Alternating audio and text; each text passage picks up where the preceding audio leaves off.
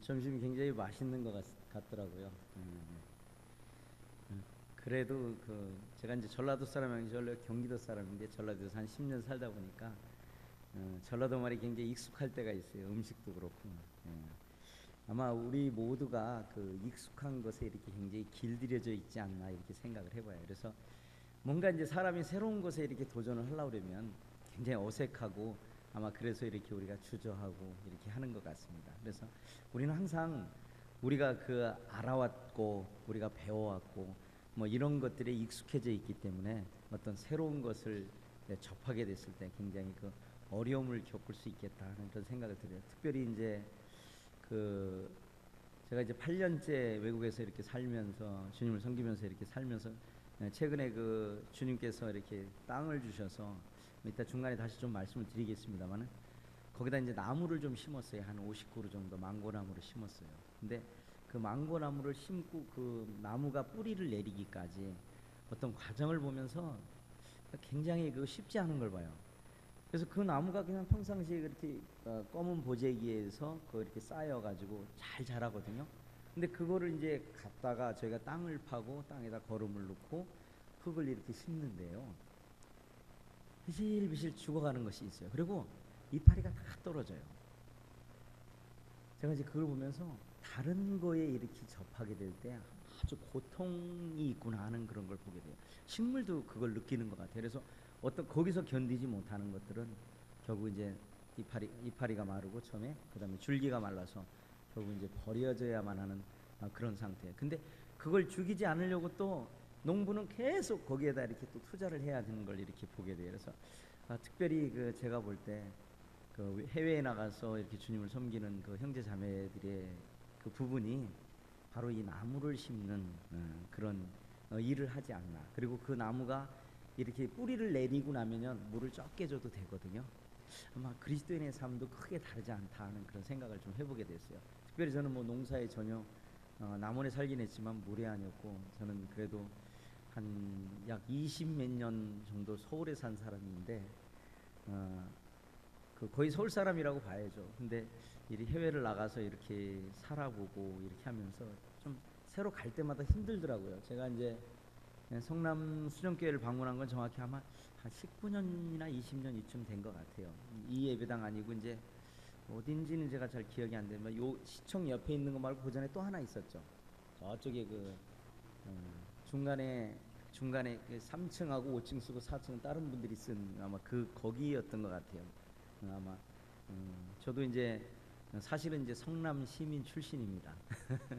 그래서 제가 이 성남 수정교회에 있지는 않았지만 성남교회에서 잠시 있은 적이 있었어요. 1990년대 초반에 그때 있었기 때문에 성남에 대해서 관심을 갖고 있었고 그러니까 오늘 여러분들 뵈면서 예전이나 지금이나 한 가지 변하지 않은 게 있더라고요.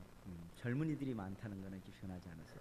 제가 성남에 있으면서 늘 부러워한 것이 하나 있는데 성남 수정교회는 청년들이 많이 있다고 하는 거예요. 근데 오늘 이렇게 들어보니까 청년은 아니더라도 아마 그때 청년이었던 사람이면 지금 40대 중반이 넘었겠죠.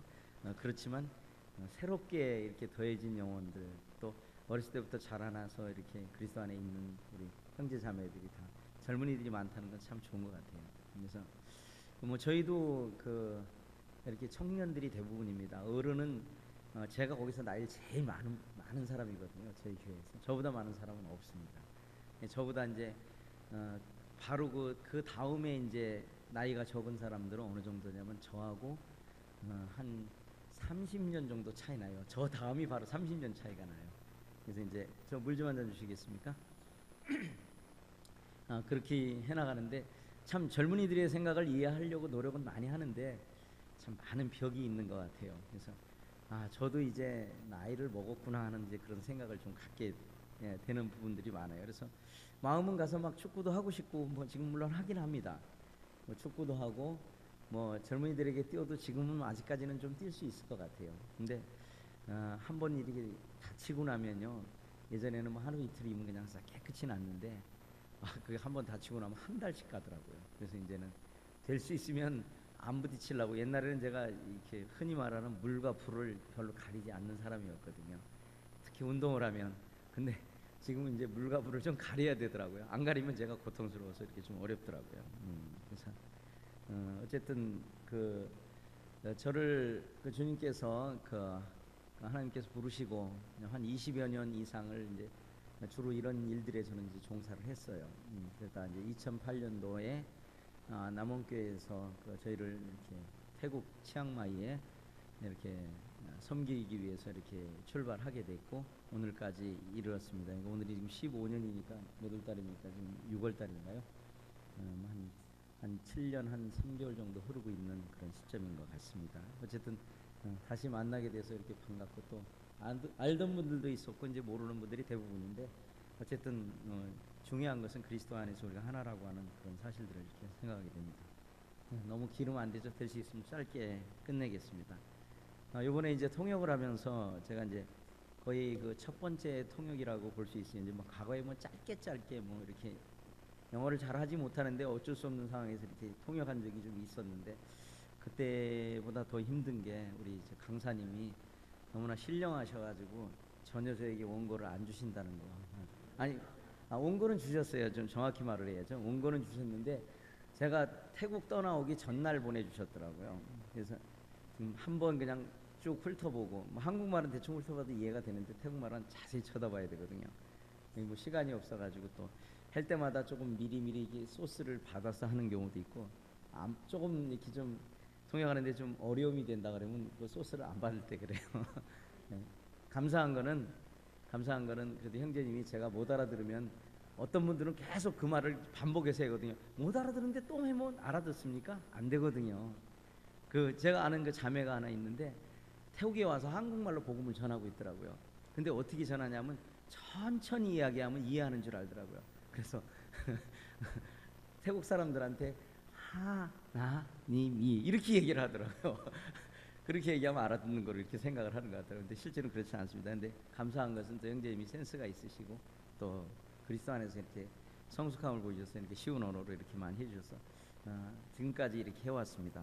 앞으로 이제 마지막이 이제 4시간이 남았어요. 이제 4시간이 남아서 참 짐을 많이 이렇게 벗을 것 같은 그런 생각이 들어요. 그래서 우리 송영님이 얼마나 고생하는가, 이제 그거를 지금은 베테랑이 됐으니까 이렇게 좀 다르겠지만 참 힘드셨겠다. 또 먼저 앞서서 통역하신 분들이 이제 힘들었겠다 하는 그런 생각을 가져봅니다. 제가 태국을 이제 간단하게 이렇게 태국은 잘 아실 거예요. 우리 송영님 먼저 가 계셨고 아까 간단히 소개됐는데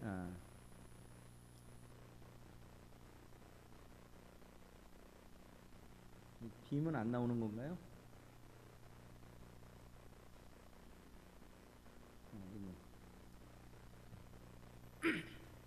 자, 태국을 소개해드리면은 아까 여기 있던 데가 여기가 이제 푸켓입니다.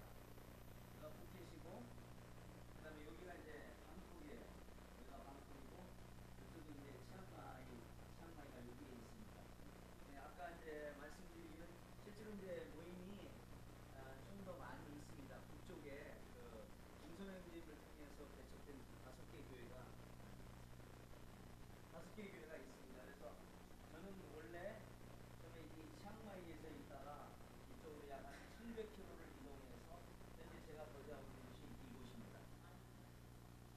네, 제가 있는 곳이 이 컨겐이라고 하는 그런 도시예요. 이 도시는 태국을 크게 이제 한 5개 부류로 나눌 수가 있거든요. 이쪽을 북쪽이라고 하고 있습니다. 그리고 이쪽을 동쪽이라고 합니다. 그리고 여기는 이제 방콕 주변이 있고요.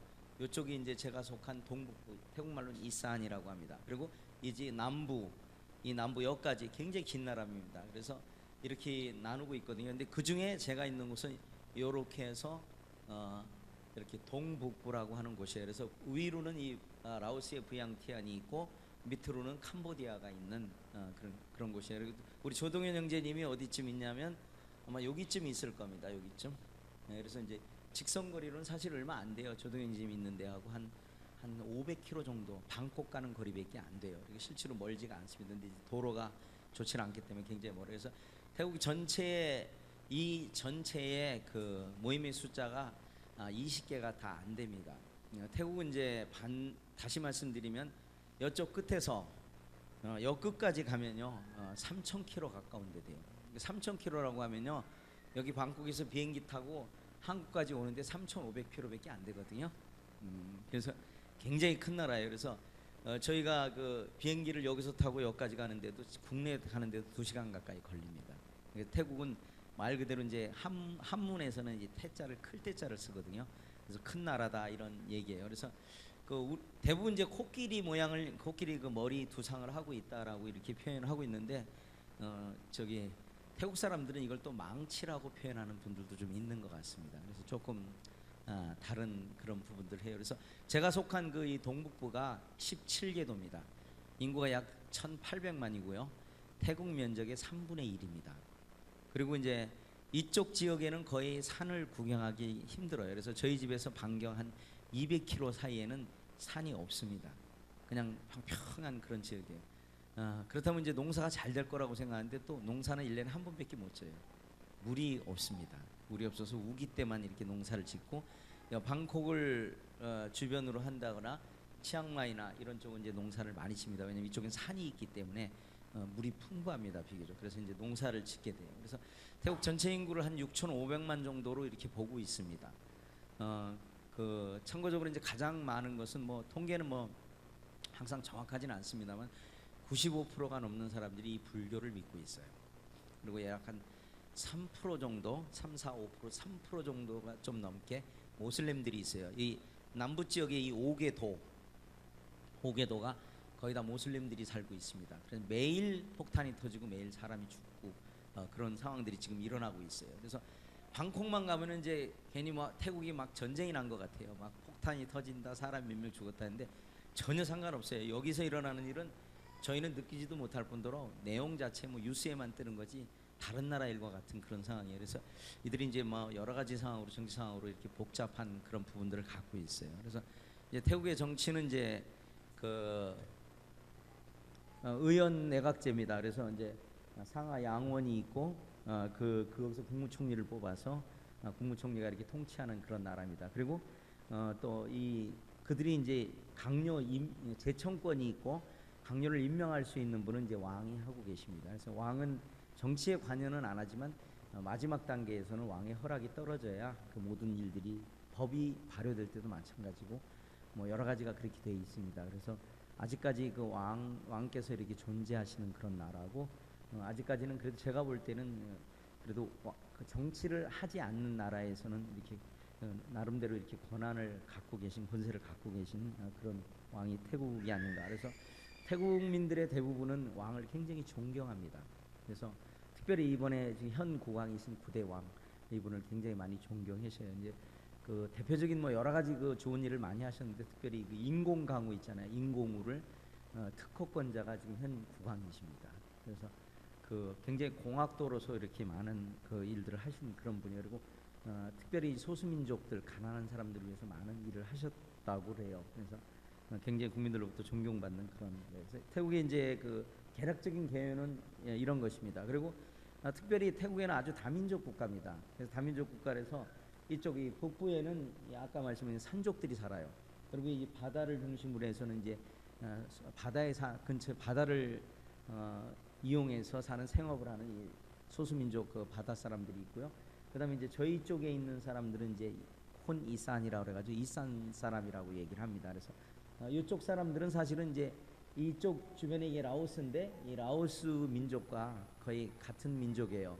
근데 이제 뭐 물론 일부는 뭐 동의 안 하고 있습니다만은 제가 볼 때는 뭐 북한이 한민족이 아니지 않잖아요. 이제 그런 거와 같다고 보시면 돼요. 그래서 어떤 상황으로 이렇게 나눠지게 돼서 지금은 다른 나라에 존재하지만 언어도 85%가 같아요. 그래서 제가 태국말을 써도 라오스 가서 다 수통이 되고 돈도 태국 돈 쓰고 자기네 나라 돈보다는 태국 돈을 더 저기 잘 쓰고 이렇게 해요. 그리고 뭐 달러도 쓰고 이렇게 합니다. 아주 돈 가치가 그 캄보디아 같이 굉장히 없습니다. 화물차를 하나 살라 그러면은 그 부피만큼의 돈을 가져가야 그 차를 바꿔올 수 있대요. 그래서 돈 세는데 몇 명이 거의 하루 종일 세는 경우도 있다 그래요. 조금 거짓말을 못해서요. 하여튼 뭐 그렇게 굉장히 전반적으로 이렇게 라오스 같은 경우는 이제 그렇게 하고 있어요. 근데 참 놀라운 거는 같은 민족이다 보니까 제가 처음에 올 때는 이렇게 자세히 조사를 하진 않았어요. 아마 근데 제가 이산 지역의 현황과 이런 것들을 자세히 조사했으면 아마 저같이 믿음이 없는 사람이 안 갔을 수도 있을 것 같아서 모르고 갔는데 그게 아마 주님이 이렇게 더 인도하신 그런 부분이 아닌가 이렇게 생각해요. 정말 아직까지도 뭐 그분들이 다 이해할 수 없고 또 인내해야 되고 하는 이런 모습들을 많이 보게 됩니다. 그리고 특별히 복음을 전하는 데 있어서 뭐 한 1년 정도면 뭐 한국은 가부가 결론이 거의 나는 것 같아요. 근데 태국은 평균적으로 기본은 한 6년 정도를 기다려야 돼요. 그래야 이제 거의 구원 받았는지 아닌지. 그 사람이 이제 내가 예수님 믿었다 하면은 이게 어느 단계냐면 한 2년 정도 되는 단계에서 나오는데, 아 내가 이제 예수님을 알아보겠다 이런 뜻이에요. 믿었다는 게 아니고. 이럴 정도로 굉장히 느려요. 특별히 저희가 있는 곳이 장소가 넓고 좀 특징이 좀 강한 분들이 좀 많이 있는 거예요. 남쪽도 그렇지만. 그래서 이제 기독교인 퍼센테이지가 가장 적은 지역으로 이렇게 알려지고 태국에서 가장 가난한 지역이었어요. 뭐 이러한 것들을 제가 자세히 알지 못하고 갔기 때문에 아마 갈 수 있었지 않나 하는 생각을 들어봐요. 그래서 자세한 거는 이제 그렇게 말씀드리고 끝 부분에 이제 조금 교제하기를 원합니다. 제가 성도님들이 이렇게 선물을 사가는데 한 열 몇 개 교회를 가려고 그러다 보니까 제 가방이 가져올 수가 없었어요. 그래서 정말 진정으로 이렇게 드리고 싶었거든요. 그래서 뭘 드릴까 하다가 제가 바나나를 가져왔어요. 자, 마음으로 드시기 바랍니다. 마음으로만 드시고, 이거 뭐 제가 딴 데서 가져온 게 아니에요. 우리 집 뒷곁에 이게 바나나 나무가 있습니다. 그러니까 제가 농사져서 여러분들을 드린 거예요. 그러니까 맛있게 드시고 다음에 소감을 좀 보내주시면 좋을 것 같습니다. 제가 태국은 이제 굉장히 우상이 많은 나라입니다. 힌두교가 이렇게 포함된, 먼저 힌두교가 와서 정착하고 있다 후에 불교가 전해진 거기 때문에, 힌두교 하면 이제 특징이 뭐냐면 신이 많다라는 거예요. 여러 가지가 있지만 아무거나 다 신이 되는 이런 게 이제 힌두교인데, 특별히 이제 현재 제가 볼 때는 불교의 종주국은 인도나 네팔 쪽에서 이렇게 넘어왔습니다. 근데 현재 종주국은 태국이라고 저는 보고 있어요. 그래서 제가 뭐 공식 통계는 아닙니다만은 불교 선교사를 외국에 보내는 그런 나라가 바로 태국이라고 하는 것이에요. 그래서 불교가 주변 나라보다 굉장히 강력하게 역사한 그런 나라 중에 하나예요. 그들의 생활상에 모든 이 불교로 시작해서 불교로 끝나야 되는 거예요. 제가 이제 우리 앞이 바로 학교인데 아침 시간에 참 놀란 게 있는데 막 뭐라고 떠드는데 뭐 1등, 2등, 2등, 3등 뭐 이렇게 해놨더라고요. 그래서 무슨 운동에서 잘했는가 그랬더니 그 주에 그 절에 가서 이렇게 누가 1등으로 많이 내고 2등으로 많이 내고, 그러니까 학교 조회 시간에 발표하는 거를 제가 들었어요. 조금 이제 다른 아주 굉장히 불교가 종교가 아닌 어떤 생활에 깊숙이 박혀 있는 어떤 이런 거를 좀 보게 됐어요. 그리고 이것은 이제 콘켄 지역에 있는 한 절에 가서 제가 이제 찍은 그런 사진입니다. 요 앞에 보면요, 여기 있죠, 여기 정말 항아리들이거든요. 근데 요게 몇 개냐면 108개 있어요. 아마 연세 드신 분들은 108개가 뭘 뜻하는지 아실 겁니다. 그래서 여기다가 태국 돈으로 1바짜리를 계속 108밭을 갖고 가서 이렇게 놓줘요. 그러면 이제 복을 받는다는 이런 것들을 생각하고 있어요. 이게 이들의 생활 속의 불교는 뗄래야 뗄 수 없는 우리의 밥 먹는 것과 같은 그런 밀접함을 갖고 있어요. 그 다음에 이제 특별히 이제 불교를 보게 되면요, 불교에서 가장 나타나는 게 이제 요게 특징인데, 요걸 잘 보시면 나타날 것 같아요. 지금 이게 불상이거든요. 근데 위에 뭐가 있는지 자세히 선명하지는 잘 안 보이시겠지만 뭔지 보이시나요? 요게 불상 바로 뒤에 7개의 뱀 머리가 있어요. 그리고 밑에 깔고 앉은 건 요 부분인데요. 요 부분은 뭐냐면 용의 몸통이거나 뱀의 몸통이에요. 자, 부처 뒤에 누가 있어요? 그러니까 성경에서 용과 뱀, 이건 뭘 말하는 건가요? 이 동남아시아에서는 사단이 숨기지 않고 나타내고 있어요. 한국에 올 때는 이것이 이제 연꽃으로 바뀌었어요. 그렇죠? 네. 거기도 물론 연꽃으로 된 게 있습니다만은 이렇게 아주 명확하게 사탄이 이렇게 드러내놓고, 그 얘기는 뭐냐면 거기 사탄의 역사가 강하다는 것을 보여주는 그런 반증이라고 하는 거죠. 그들의 삶에서는 아침 시작, 왼쪽 그림이, 요 그림이 아침 시작입니다. 아침 시작에 우리는 스님들이 오면 우리가 그분들에게 이렇게 드리는 것처럼, 이렇게 뭐 그냥 우리가 좀 갑이 돼서 이렇게 드리는 것처럼 이렇게 하는데, 여기는 안 그렇습니다. 이분들은 이제 맨발로 오시면 여기에 그 아낙네들이나 남자도 마찬가지로 신발도 벗고 거기서 다 기다리고 있다가 오면은 아주 공손하게 이렇게 바칩니다. 그러니까 바치는 개념이에요. 그래서 이렇게 이게 아침의 첫 시작이에요. 6시 때 가면 이렇게 볼 수 있어요.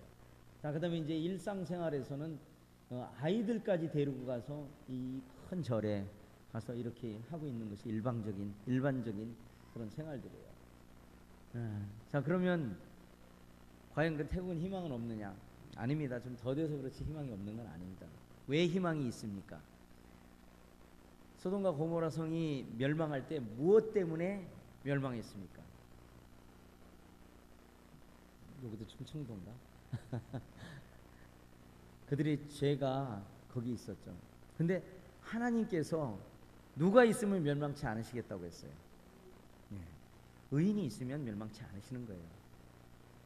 네, 동일한 것입니다. 태국에도 적은 수요의 그리스도인들이 있습니다만은 그곳에 주님을 믿는 사람들이 있다면 하나님의 말씀이 우리를 통해서 역사할 수 있다고 하는 거예요.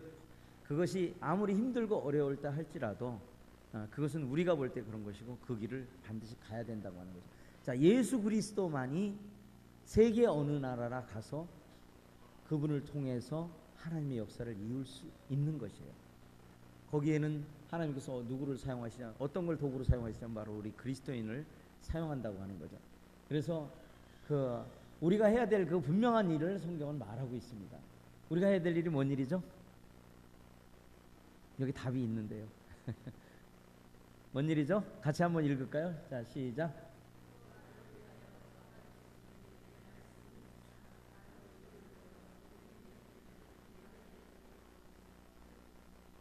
자, 여기에는 대부분 우리 구원받은 사람들이 마음이 안타깝고 그래가지고 그 사람한테 아주 구원을 주려고 노력을 하는 경우가 많아요. 근데 여기의 말씀은 뭘 말하냐면 나를 위하여 구할 것은, 이 사도 바울을 얘기하는 거야. 내게 말씀을 주사. 사도 바울이 주체가 아니었다고 하는 거예요. 하나님의 말씀을 내게 달라고 하셨던 거예요.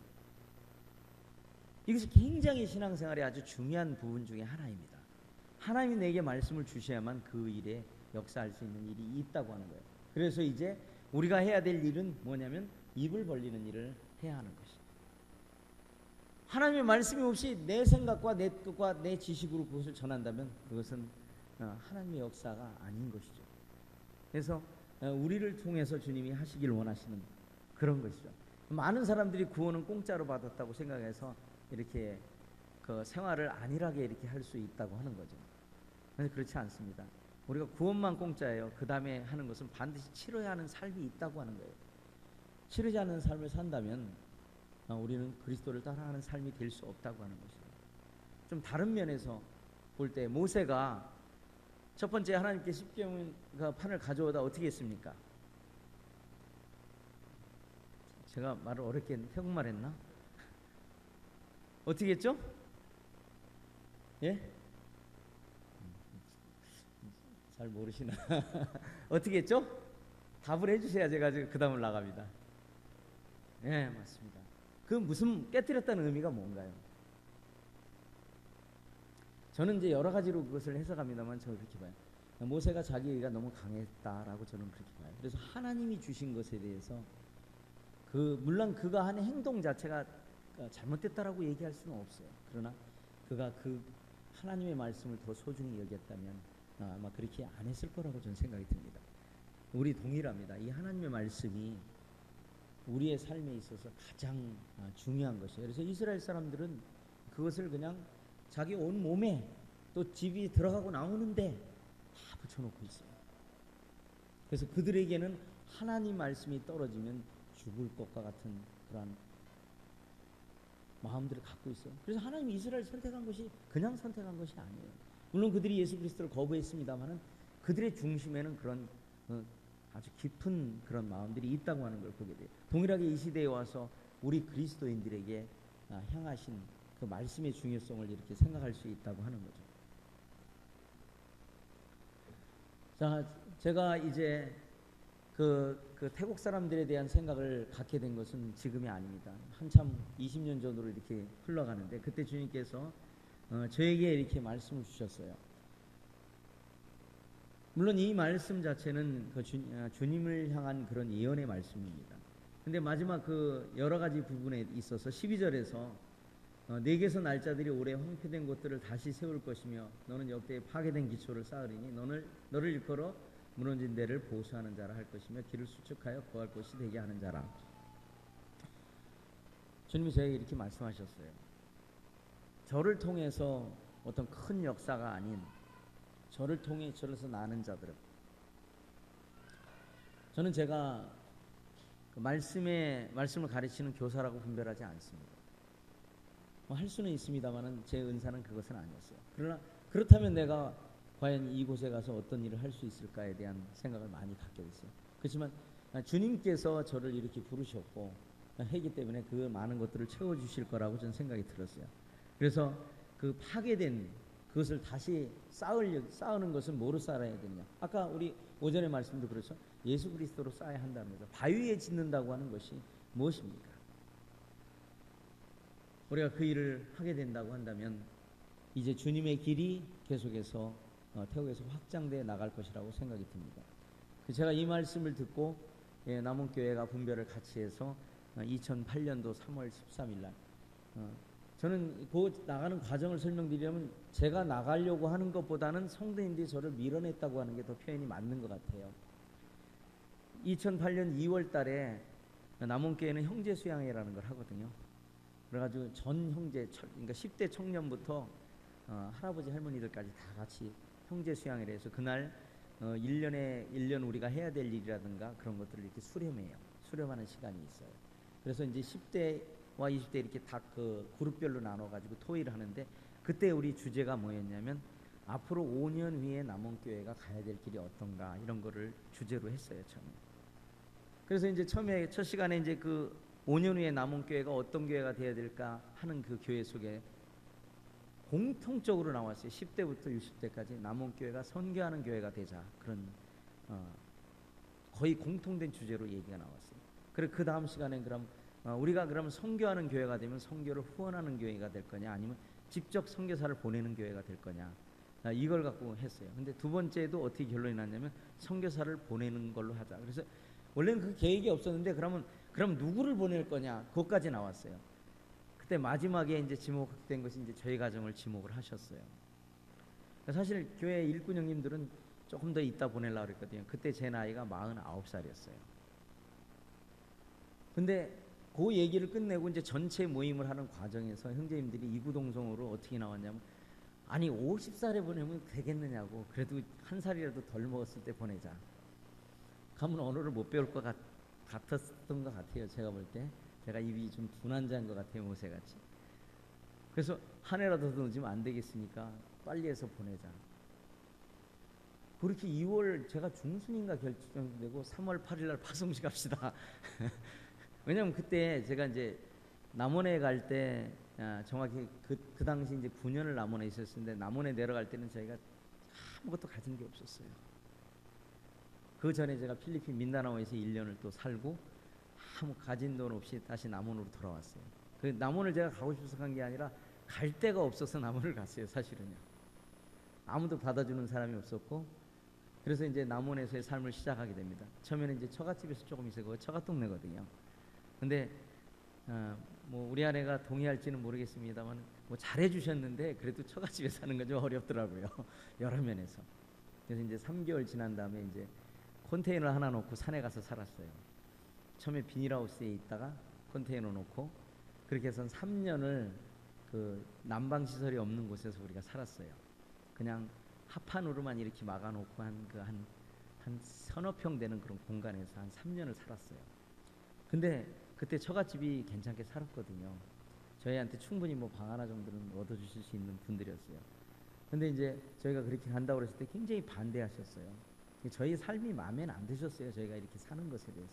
그리스도인으로 사는 삶에서.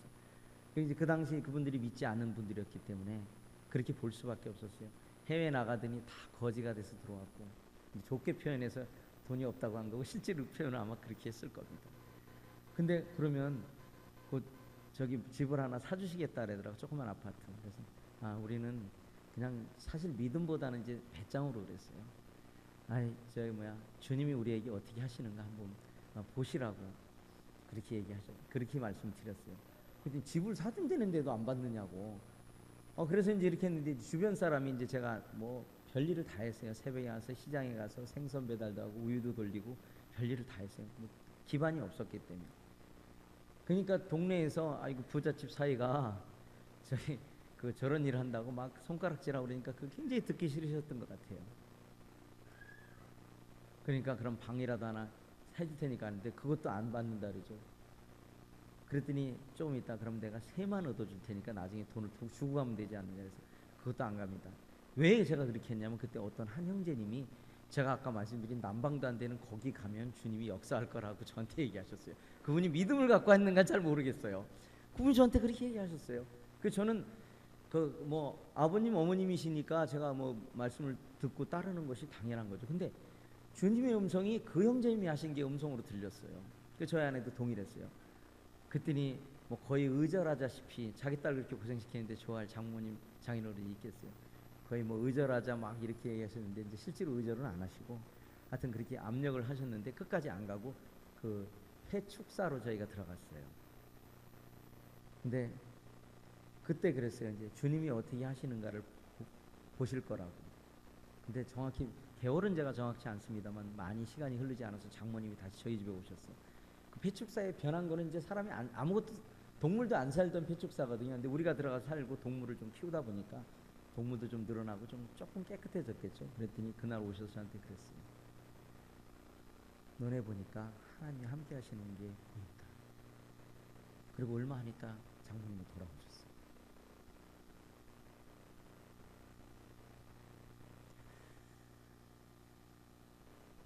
저는 그 하나님의 복음의 역사는 바로 이와 같은 거라고 생각해요. 우리가 어떤 믿음을 갖고 있느냐에 따라서 달라요.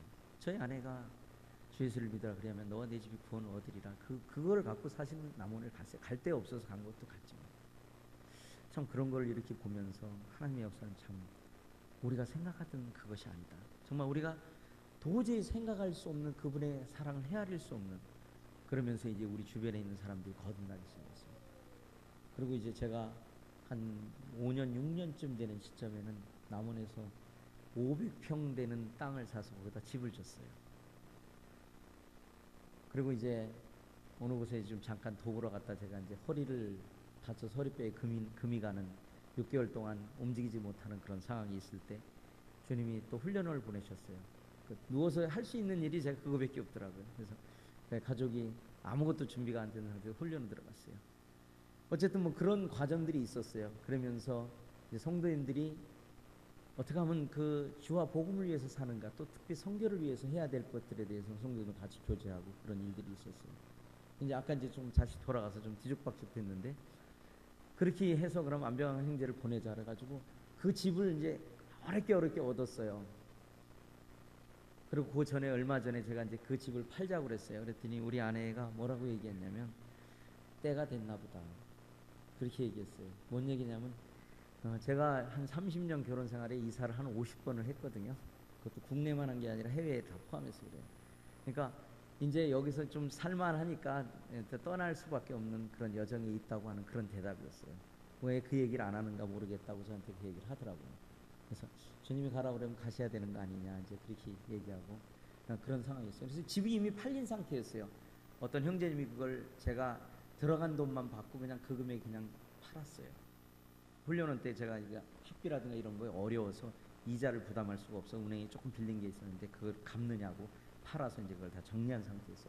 그러니까 저는 홀가분했어요. 그래서 이제 3월 8일 날 갑자기 이제 파송을 하고 여기 국내에 있으면 오래 있으면 안 된다고 13일 날 보내시더라고요. 13일 날 빨리 가라고. 그래서 이제 3월 13일 날 출발해서 14일 날 새벽 12시 밤 12시 반에 도착해서 이제 오늘까지 이랬어요.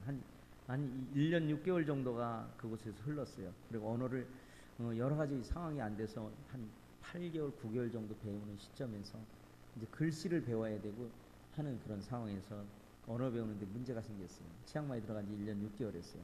그때 제가 기도했어요. 그때 이제 누가복음 말씀을 통해서 주님이 이미 갈릴리 지역에서 많은 복음 사역을 하시고 전달됐을 때 그들이 주님을 왕 삼으려고 그랬어요. 그때 주님이 이렇게 대답하셨어요.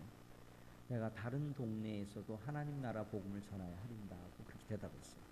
그 말씀을 저에게 주셨어요. 그래서 저희가 이제 콩캔으로 저희 아내와 같이 이삿짐을 차에다 싣고 이사를 갔어요. 집을 얻지 않고 그냥 갔어요. 가면 될 것이다 이렇게 생각해서. 그래서 오늘날까지 있게 됐어요. 물론 먼저 가서 이제 집을 얻고 집을 얻으러 가면서 그냥 얻을 것이다 하고 짐을 싣고 그냥 갔어요. 그리고 이제 짐을 내려놓고 한 달 후에 이제 형제들과 교제한 후에 이제 오늘까지 이뤘어요. 가보니까 정말 생면부지의 동네더라고요. 저의 삶 속에서 이렇게 새로운 것에 대한 두려움은 별로 없어요. 어디다 갖다 놔도 그런 거에 대한 두려움은 없거든요. 근데 진짜 그때 도착해 보니까 막막하더라고요. 어디서부터 뭘 어떻게 가야 할지. 근데 주님은 그 가운데도 우리 갈 길을 분명하게 보여주셨다. 시편 30편 8절 말씀이죠. 그렇게 주셨다고 하는 거예요. 그래서 이제 사람들을 만나게 되고 또 제가 운동을 좀 좋아해요. 그래서 하루에 제가 운동을 한 6시간씩 한 적이 많아요. 사람들을 사귀려고. 그래서 축구를 2게임하고 테니스를 한 3게임 이렇게 하면 제가 하루 일과 끝났어요. 공부하고 난 다음에. 그 결과로 제가 인대가 끊어지긴 했어요. 근데 지금도 여전히 축구를 합니다. 제가 그때 감사한 건 그때 알았던 사람들이 지금 사역에 다 구원받고 이렇게 돌아온 사람은 없습니다. 그러나 우리가 하는 일들에 대해서 많은 도움을 주고 계셔요. 제가 제 인생을 통해서 분명하게 얻은 것은 뭐냐면 주님이 우리가 그곳에 가기 전에 미리 계획하시고 준비하신 것들을 많이 보게 돼요. 조금 시간이 됐습니다만 제가 될 수 있는 시간에 끝낼게요. 저희가 이 과거에 한 20년 전에 태국에서 한 1년 반을 지내고 태국으로 들어갈 때 돈 30만 원 갖고 세 가정이 보따리 13개 냄비 들고 이렇게 들어갔어요. 근데 저희가 그 돈을 갖고 1년을 거기서 살고 나왔어요. 성도도 하나도 없는 데서 1년, 영어도 안 되는데 가서. 근데 제가 거기 가서 이제 1년 동안을 주님이 살게 해주시는데요. 저의 삶에 정말 달콤한 시간이었어요. 경제적으로 너무나 어렵고 기도하지 않으면 하루도 넘어갈 수 없는 그런 날이었어요. 근데 365일 동안 저희가 362일 동안 한 번도 굶은 적이 없어요. 이틀을 이제 안 먹은 적이 있는데 이틀은 뭐 때문에냐면 가스비가 없어서 못 먹었지 쌀은 있었어요. 그날도 이원재 형님이 내려오신다고 그랬는데 하필 가스 떨어진 날 오신다고 그러더라고요. 근데 주님은 놀라운 일들을 통해서 그 일을 해결하셨어요.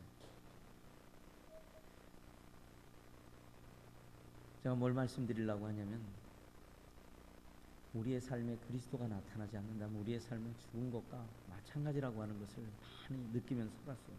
저희 인생의 구원받고의 세월에서 많은 고통과 어려움과 제 실수로 인한 고통도 있었고 여러 가지가 있었지만 그 모든 삶에서 하나님 우리와 함께 하셨어요. 제가 49살에 가서 언어를 요 정도 배울 수 있었다는 것도 사실 기적과 같은 일입니다. 아직 멀었습니다. 잘 못 알아들어요. 어떤 때는 이렇게 지리짐작해서 하는 것도 있습니다. 근데 놀라운 거는 하나님이 이렇게 하실 수 있었다는 것, 저의 삶에 역사하실 수 있었다고 하는 것, 저는 아무것도 아니라고 하는 것을 점점 더 이렇게 배워가는 그런 삶이 되는 것 같습니다. 예, 그 후로 이제 저희가 이제 콩캔에 정착을 하기 시작했고 이제 하나 둘씩 했어요. 이건 작년에 우리가 교회 캠프하는 과정 속에서 일어난 거예요. 이제 아는 사람들이 생겨나기 시작했고 5년 만에 많은 사람들이 교회를 다녀가게 됩니다. 이것은 이제 우리가 주일학교를 주로 하고 있습니다. 왜냐하면 어른들은 제가 꼭 그렇지만은 않습니다만은 생각이 다르더라고요. 그래서 제가 내린 결론이 주님 앞에서 어린아이 쪽으로 가자. 그렇지 않으면 힘들겠다. 이산 사람들이 제가 사는 동북부 지역 사람들이 어른들이 예수님을 믿는다고 하는 건 자기를 포기하고 나와야 돼요. 쉽지 않은 결정이에요. 그러나 어린아이들은 상관없어요. 흔히 그런 거 있잖아요. 자기는 안 가는데 자기 가까운 사람들이 이렇게 보내는 경우 있잖아요. 우리 어떤 분들 크리스찬이 아닌 분들이 자기 자녀가 주일학교 간다는 걸 이렇게 보내는 것처럼 아이들은 또 보내주더라고요. 그래서 저희가 이제 가난한 지역에 있는 아이들을 한 3, 4년 섬겼어요. 특별하게 이렇게 많은 열매가 있는 것은 아닌데, 왜냐하면 우리는 그냥 그 군사로 훈련 받아서 이걸 사역을 하는 게 아니라 구원 받으면 그냥 해야 돼요. 선택의 폭이 없어요. 왜냐하면 저희가 침례 받은 성도가 6명밖에 없거든요. 그래서 이제 6명 중에 이제 2분은 태국말을 잘 못하셔요. 그렇기 때문에 이제 저와 저희 아내 또 한 자매, 그 다음에 한 형제, 이 인원을 갖고 지금 이런 일들을 하는 것입니다.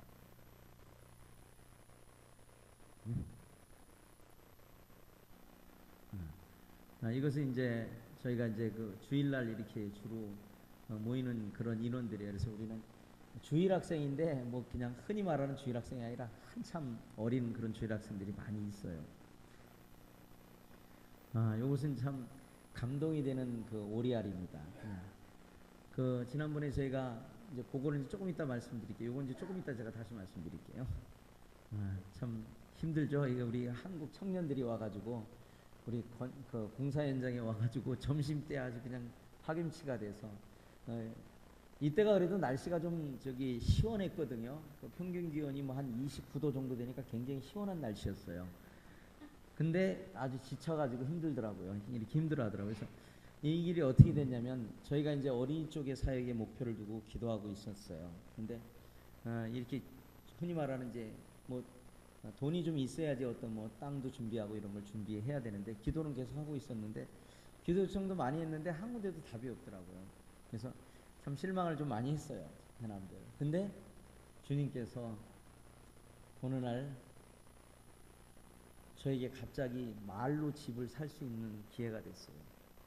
말로 집을 샀다니까 좀 이해가 안 되시는데 성남에서도 한번 그런 적이 있거든요. 외상으로 집을 샀어요. 은행에서 돈을 빌려 사는 게 아니라 그냥 외상으로 집을 산 경우가 있어요. 그 저희가 지금 현재 살고 있는 집이 이제 다른 집인데 그 집은 원래 외국인은 살 수가 없어요. 근데 이 친구가 자꾸 저를 그 이렇게 흔히 말로 이렇게 뭐 한국말 제가 표현이 맞다 했는데 이렇게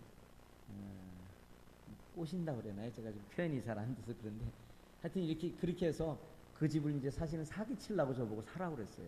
저는 이제 어차피 우린 새 살아야 되는 그런 상황이라서 이제 생각을 안 하고 있어요. 그래서 그럼 그냥 한번 물어봤어요. 그럼 당신 얼마에 팔래? 그랬더니 집이 한 1억 정도 되는 집, 보통 1억이나 한 8천 정도, 9천 정도 되는 시세였어요. 그래서 제가 안 살라고 하는 걸 우회적으로 표현을 뭐냐면 야, 그 반 가격으로 좀 내가 살게 그랬어요. 그랬더니 이 사람이 생각해 본다 그러더니 이틀 만에 생각했는데 답이 왔어요. 내가 그럼 당신한테 팔겠다고. 돈 하나도 없이 얘기한 건데 살 의도가 없었어요. 그리스도인이 말한 말을 하나님이 듣고 아신다고 하는 걸 제가 증명해 보이는 거예요. 갑자기 돈이 어디 있어요? 그 많은 돈이요. 그래서 이제 가서 이실 짓고 해야 되겠지. 크리스찬이 거짓말하면 안 되잖아요. 그래서 이실 짓고 했어요. 그랬더니 걱정하지 마라. 당신 어차피 외국이니까 세 살아야 되지 않느냐. 그래서 매달 한 18만 원 정도만 내면 된다고 계속 내라는 거야. 그 집이 갚을 때까지. 나중에 알고 보니까 이 태국에서는 융자받은 집을 팔을 수 없는데 융자받은 집을 팔라고 한 거예요. 근데 나중에 또 더 자세하게 보니까 그 돈도 안 갚아가지고 2번 동안 은행에서 뺏어간 거였어요. 지금 제가 산다고 하는 시점이 2번 뺏어간 시점이었어요. 근데 그걸 전혀 숨기니까 우리는 알 수가 없었어요. 그래가지고 이제 그렇게 이제 매달 갚아서 이제 몇 년이 흘렀어요. 계속 이제 갚아나가고 또 이런 사실을 알던 어느 성도님께서 이제 좀 융통을 좀 해주셨어요. 그래가지고 이제 그것을 이제 갚게 됐어요. 그리고 명의를 넣으면 넘겨줘야 되는데 이제 이리 미루고 저리 미루고 계속 미뤘어요. 근데 그때 제가 테니스 나가면서 치던 그 경찰학교 교수님 한 분이 계셨어요. 그분이 이 사실을 듣고서 저에게 자기가 해결해 주겠다고 그러시더라고요. 그랬더니 부르라고 그러더니 하루를 딱 부르더니 당신 이렇게 해서 이거 받은 거 맞습니까? 그랬더니 네 맞다고 그러니까 당신이 콩캔에 살려면 이거를 빨리 저 명의로가 아니라 자기 명의로 돌리고 만약에 콩캔에 살고 싶지 않으면은 그냥 알아서 하라고 그렇게 얘기하시더라고요. 쉽게 얘기하시더라고요.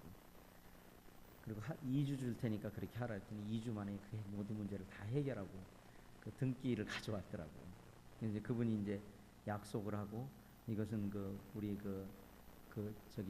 우리가 이제 그 무니티라고 하는 제가 한국말 마땅히 표현이 안 되는데 어떤 뭐 재단 법인 같은 그런 종교 법인 같은 그런 거예요. 거기다 기증하겠다고 하는 그런 약속을 해주시고 자기 명의로 해서 저한테 등기를 넘겨주셨어요. 근데 그 집이 가격이 많이 올랐어요.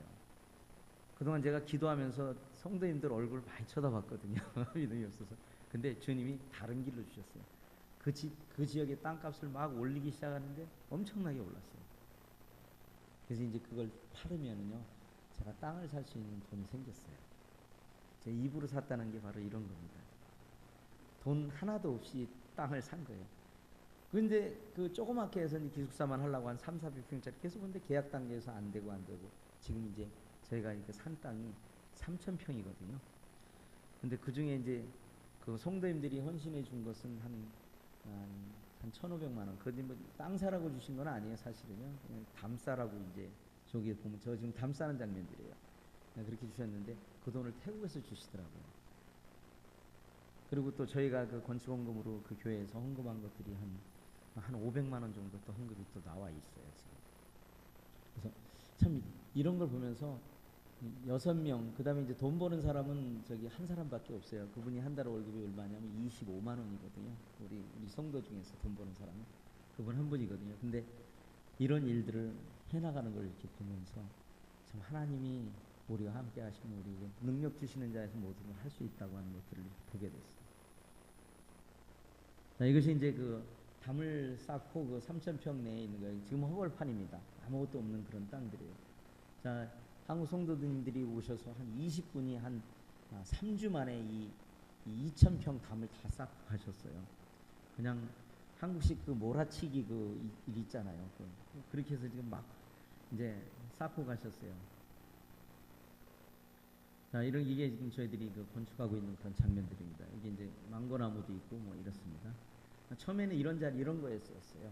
이런 데다 이제 기초를 닦고 아까 무너진 데를 수보한다고 저한테 그랬잖아요. 이런 것들을 지금 행하고 계셔요. 도저히 불가능할 것 같은 일들이 이루어져요. 또 제가 하고 있는 일 가운데 이제 축구를 하고 있어요. 그래서 아이들이 와서 그 임마누엘 FC라고 태국 내에 그 크리스찬에서 이렇게 하는 그 108개 108개 브랜치 중에 저희가 하나입니다. 그래서 아이들이 이제 주일날, 토요일날, 주일날 와서 축구를 통해서 지금 계속 하고 있어요. 이분들은 이제 엠마오 성경학교를 통해서 얻은 그런 분들입니다. 저희에서 이제 250km 차를 타고 4시간에서 4시간 반 거리에 있는 분들이거든요. 근데 우리 그 한 자매의 그 이모였어요. 어떤 분인가? 요 가운데 있는 분이 이모예요. 이분이 이제 엠마오 성경학교를 계속 이렇게 공부하면서 이분은 지금 다 끝냈어요. 제가 지금 채점을 다 못해서 지금 아직 그걸 못 주고 있는데 이렇게 돌아가면 하면 이제 좀 전념해야 될까. 그래서 이분들이 이제 엠마오 성경학교를 들여서 이분들은 이제 침례계 배경을 갖고 계신 분들이에요. 사실은 이분들이 침례교로 가기 전에 저보고 와서 그쪽에서 교회 일을 좀 해달라고 얘기했어요. 근데 제가 이미 컴켄에서 일을 시작했기 때문에 갈 수가 없었어요. 아마 그 일을 시작하지 않았다면 갔을지도 몰라요. 근데 이분들이 이제 다 거듭난 분들이고 그래요. 근데 지금 현재 그 침례교 쪽에서 하면서 제가 엠마오로 같이 공부하고 한 달에 한 번 내지 2번 정도를 이렇게 방문해서 이렇게 교제하고 있는 분들이에요. 그래서 지난번에 이제 우리가 이렇게 건축한다고 하느니까 이분들이 와서 기도해 주시겠다고 해서 오셨던 그런 상황들이에요. 또 이분이 좀 특이한데 팀이라고 하는 분인데 미국 사람이에요. 이분은 선교사 자녀예요. 그래서 태국말이 아주 유창해요. 그리고 아내가 이분인데 태국 분하고 결혼을 하셔서 태국 자매하고 결혼을 했어요. 그래서 이분이 그 미국에서 자기 나라 공부할 때 가스펠 채플에서 4년 동안 함께 했더라고요. 그래서 이분이 처음에는 약간 좀 우리에게 좀 거스리게 이렇게 하셨는데 지금은 아주 적극적으로 우리가 신실하게 이렇게 따라가는 그런 우리라고 하는 것들을 이렇게 얘기를 해주고 있는 그런 상황들입니다. 그래서 좋은 관계 속에서 계속 이어져 오고 있는 그런 상황들입니다. 이것은 작년에 저희가 이제 크리스마스 때 아이들을 이렇게 초청해서 그 복음 전하는 그런 시간들을 갖고 있습니다.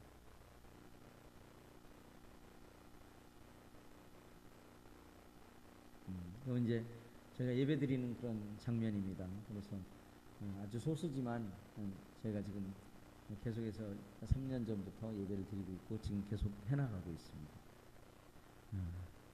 자, 이게 선물은 아주 굉장히 다 좋아하죠. 그래서 이제 뭐 저희에게 달라는 그런 얘기는 아닙니다. 여러분들이 사실은 복음을 위해서 나를 통해서 주님을 나타내기 위해서는 우리의 희생이 따라야 된다고 하는 거죠.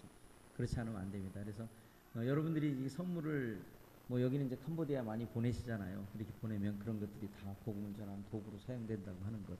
그러니까 이거는 하찮을 거야. 아니, 전혀 그렇지 않습니다. 이 세상에 하찮은 건 하나도 없습니다. 그것은 우리가 그 가치를 매기느냐에 따라서 그 가치는 변할 것입니다. 그래서 여러분들이 주님 앞에 드리고자 하는 마음이 있다면 그 주님은 그걸 사용하실 거라고 믿습니다. 끝났는데 제가 원래 이거 하고 또 교절하기로 했는데 시간이 많아서 이제 마무리를 해야 될 것 같습니다. 이스라엘 민족에게 하나님께서 말씀을 주시고 하나님 그들을 선택했어요. 이건 일방적인 선택이었어요. 그렇지만 하나님의 선택은 일방적이지만 우리의 삶은 우리 스스로도 또 선택해야 할 일이 있다고 하는 거죠. 그것은 바로 순종으로 나타난다고 하는 거죠. 아브라함을 갈대아 우르에서 불러낼 때 하나님이 부르셨지만 그가 순종하지 아니하였다면 하나님의 축복을 누릴 수 없었다고 하는 것입니다.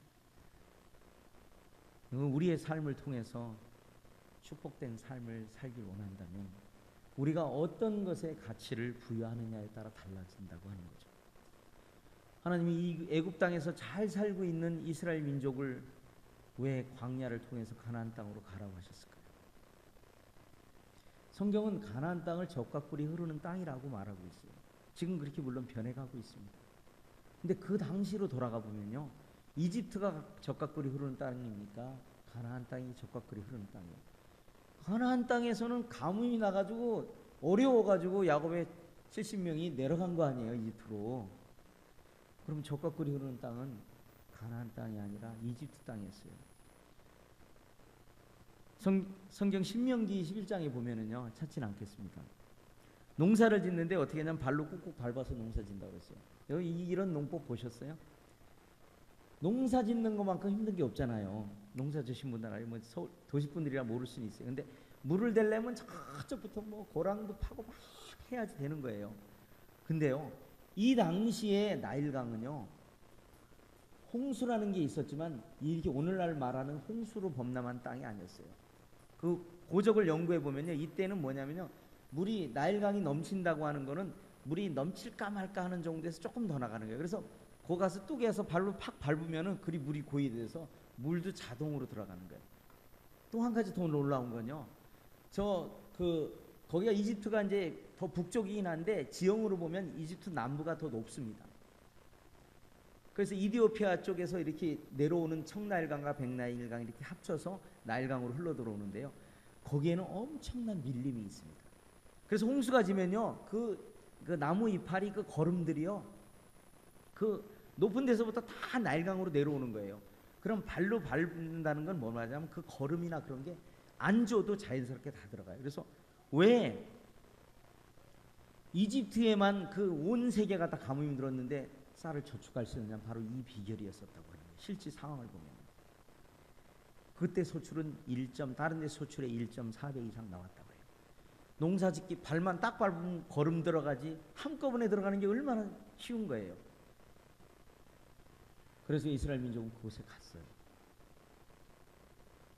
그리고 세월이 흘러서 그들이 물론 어려움을 당했지만 실제 이 당시로 돌아가게 된다면 이집트 땅이 훨씬 더 젖과 꿀이 흐르는 땅이에요. 그리고 하나님께서 그들을 불러내서 어디다 두셨어요? 이집트에서 불러내서 어디를 지나갔죠? 홍해바다를 건너서 이제 광야의 생활을 하게 됩니다. 광야는 뭡니까? 광야는 어떤 땅이죠? 예? 너무 난해하게 질문하니까 대답하시기 어렵죠? 쉽습니다. 광야는 하나님 없이 살 수 없는 땅입니다. 하나님의 도움이 없이는 한순간도 넘어갈 수 없는 땅이에요. 이스라엘 민족이 40년 동안 만나를 먹었어요. 누가 주셨어요? 누가 주셨죠, 만나를? 하나님 주셨어요. 그거 아니면 먹을 게 없는 땅이에요. 물도 없었어요. 그 많은 200만이 넘는, 제가 보기엔 한 300만 정도 될 거로 봐요. 어떻게 물을 먹겠어요? 그 모든 것이 하나님으로서 공급하는 땅이었어요. 가나안 땅은 우리에게 광야는 어떻게 보면 우리에게 축복의 땅이에요. 왜? 하나님과 동행하는 삶을 살 수 있기 때문에. 애굽 땅에서 나온 성인들이 결국은 가나안 땅에 하나도 못 들어갑니다. 광야에서 다 죽었어요. 소수의 인원만이 가나안 땅에 갈 수 있었고 20이 되지 아니한 그런 젊은 사람들만 들어갈 수 있었다고 하는 거죠. 저는 오늘 성도님들에게 말씀을 드리고 싶은 게 여러분들 광야로 들어가시라고 권해드리고 싶습니다. 오늘 우리가 사는 이 땅은 너무나 풍부한 세대에 살고 있습니다. 사실은 이집트 땅은 왜 이집트 땅을 그들을 불러냈냐면 거기는 하나님 없이도 사는 땅이에요. 내가 발로 꼭 밟으면 농사 짓고 소출 있고 먹을 거 풍부하고 먹을 거 풍부하면 걱정할 게 없잖아요. 하나님은 자기와 교제를 위해서 하나님과 동행하는 삶을 위해서 하나님 없이 사는 땅에서 하나님과 함께하는 땅으로 부르셨다라고 하는 거죠. 맞습니까? 자, 이제 우리의 삶은 이제 하나님과 동행하는 그런 삶을 살아야 돼요. 자, 그럼 오늘날에 하나님과 동행하는 삶을 살기 위해서는 어떻게 살아야 됩니까? 하나님 말씀은 뭐를 의미하는 걸까요? 신명기 11장에는 그런즉, 그리하면, 그러므로, 그런즉 이런 단어들이 많이 나옵니다. 거기에 핵심에 보면 여호와 하나님의 말씀이 나옵니다. 우리의 매일의 삶에서 하나님 없이 살게 된다면 우리의 삶은 여전히 애국 땅에 사는 삶을 살고 있다고 하는 거죠. 그러면 이제 우리가 하나님 앞에 나아가기 위해서 하나님과 동행하는 그런 삶을 살기 위해서는 우리는 이집트를 떠나야 된다는 거죠. 애굽을 떠나지 않으면 우리는 하나님과 함께하는 삶을 살 수 없다고 하는 거죠. 하나님 우리를 직권적으로 부르셨어요. 자, 그러면 직권적으로 부르시고 나면 그러면 그런즉 이런 것들은 다 뒤에 우리가 행해야 될 것들에 대해서 말하고 있다고 하는 거죠. 자, 여러분 성도님들, 이제 우리의 목표는 이미 정해져 있어요. 우리가 하는 길은 하나님이 다 정해놓으셨던 길입니다. 가장 큰 것은 우리가 순종하느냐 안 하느냐에 달려있다고 하는 거죠. 이제 많은 부분들을 이렇게 보면서 저 개인의 삶을 통해서도 이 일을 생각하고 주님 앞에 기도하면서 불가능할 것만 같은 그 일들을 이루셨어요. 지금도 아무 답이 없어요. 어떤 사람은 저에게 그 배짱이 있다고 얘기하는지 모르겠어요. 근데 저거 설계 다 했거든요, 지금요. 설계 다 해서 하려고 하고 있어요. 근데 아직까지 아무것도 보이는 건 없어요. 그러면 제가 주님 앞에 해야 될 일이 뭡니까? 제가 가지고 있는 마지막을 주님 앞에 드리는 그런 일을 해야 되지 않나, 그렇게 저는 생각을 하게 됩니다. 그래서 이 일을 시작하게 되고, 물론 제가 이 아이들과 함께하게 지낸다면 걔들하고 우리의 나이는 45년 이상이 날 겁니다. 어렵습니다. 그렇지만 아무리 어려운 길이라 할지라도 주님이 우리와 함께 하신다면 우리가 그 걸음 속에서 평안함과 힘이 있을 거라고 저는 생각이 듭니다. 우리에게 그리스도인에게는 능치 못함이 없다고 하는 거죠. 왜요? 누구 때문에? 우리는 다, 어떤 사람은 좀 성숙하고 어떤 사람은 덜 성숙한 사람이 있을지 모르지만 하나님의 눈에는 별 차이가 안 난다라고 하는 거죠. 그렇다면 우리의 뭐가 있을 때 우리가 그 일을 감당하고 뭐로 인해서 우리가 갈 수 있습니까? 그것은 오직 주님 한 분이죠. 우리는 껍데기입니다. 주님이 여간에서 우리에 담기면 그 일을 할 수 있고, 주님이 우리 안에 계시지 않는다면 우리는 그 일을 할 수 없을 것입니다. 하나님은 여러분의 행동을 요구하십니다. 여러분의 결정을 요구하십니다. 어떤 사람은 그냥 하나님의 뜻을 기다린다. 네, 맞습니다. 그러나 하나님의 뜻을 우리가 분별했을 때는 순종하고 행해야 된다고 합니다. 그걸 알 때까지는 기다리는 것입니다. 그러나 알고 나서도 기다리면 안 돼요. 하나님 우리에게 행동을 요구하십니다. 이것이 그리스도의 남은 고난을 내 육체에 채운다고 고백하신 사도 바울의 고백과도 같은 것입니다. 무슨 얘기입니까? 사도 바울의 고백이 그리스도의 남은 고난, 주님은 이미 고난을 받으시고 올라가셨어요. 주님은 뭘 보시냐면 우리의 주님으로 인한 그 고난을 주님의 남은 고난으로 보고 계신다고 하는 거예요. 얼마나 놀랍습니까? 주님이 우리가 겪는 그 고난을 당신의 남은 고난으로 생각하시고 우리를 도우실 거라고 생각합니다. 여러분들 가운데 하나님의 임재가 늘 나타나서 여러분의 생활을 통해서 예수 그리스도가 문영원들에게 전해지는, 예수 그리스도가 문영원들에게 나타나는 그런 삶이 되시기를